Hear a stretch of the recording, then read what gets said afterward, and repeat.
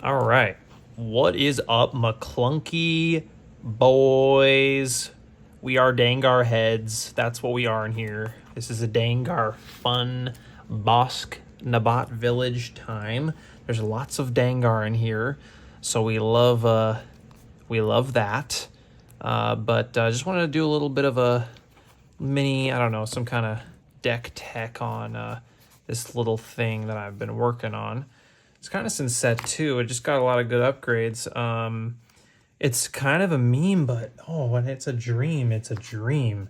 You get to see your whole deck pretty much because you're bringing just so much card draw in with this, as well as free bounties, dealing damage to base, surprise strikes, death marks, bounty posting is so good.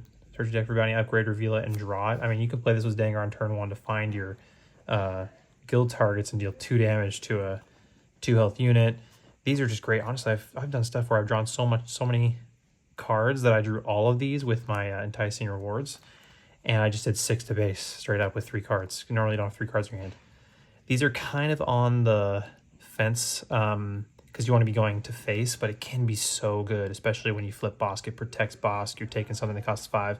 This is going to draw you more cards because you have a ton of bounty hunters right here. I mean, this thing is a bounty hunter, so it's a 1-cost activator for Mist Hunter. Again, punishing one is a star. I mean, it can just ready up with so many upgrades going around, as well as you put Dangar on his own ship. You're getting, look, you're getting 4 power, 3 indirect damage twice in 1 round. Guerrilla Soldier, indirect damage is so good for this deck because they really want to, they can't afford to put on their units because there's bounties on their units and their health is super low with Bossk's ping. Obviously, there's just a ton of bounty hunter synergy with bounty guild initiates surviving, unlike Greedo, and dealing something because you always have a bounty hunter out. That's so good.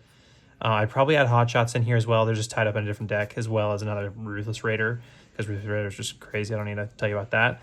You have so many events that Bossk is, again, this is a pop-off deck, so you get all these events, like these Daring Raids, and then you're dealing 6 damage to units and 6 damage to base. Like, you know, it's just, this does not cap per round, so that's crazy. Chrysanthemum as well. Think about Cassian. You pay 5 for Cassian to have that readied up. This comes out with 7 health and has an upside past that. Django, again, probably could go down a slot, but again, when it has a bounty to attack, it gets that +3, more card draw. Especially if you play him down before your Bossk flip, then you can play your death marks on turn 5 and just be drawing so many cards. So I'll leave the SWNeff list in the description. But I would say, if I would say anything's on the bobble, it's Mist Hunters and I don't know, probably these guys, the Relentless Pursuits. So yeah, and then Cow's Silencer is kind of a fun, what's up?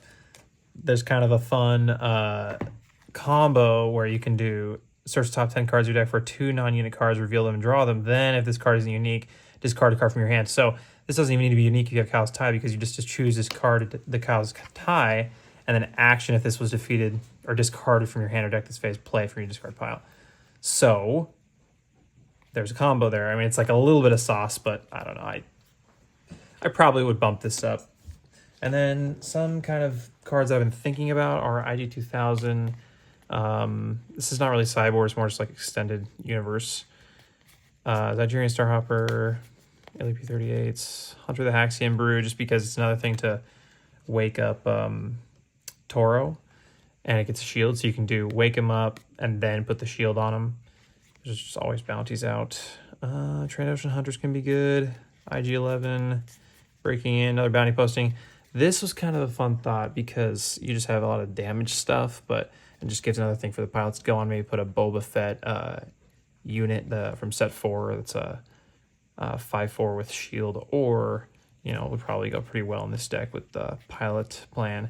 Maybe just more indirect damage with these guys, but, and then, oh yeah, Force Choke, I don't know, for Sabine or whatever, but I don't know. I'm not really thinking about optimizing it. I'm more just like, we want to go for the most dream meme scenario possible, but it's not even meme. It's like it can really work against the right decks. I mean, you're putting all your chips in, so you're gonna lose to some decks just outright. But with Nabat, I just really like it because we've gotten this big upgrade where we can get this goated hand at the very beginning with these guys, a bounty, you know, I'd say rich rewards maybe on the bobble as well, just because, you know, you're giving experience, so that's delayed direct damage to base and make you guys stick around more, but you may maybe put some more top end with like, maybe we put Forlom and Zuckuss in here, just to make it a little bit more mid-rangey, but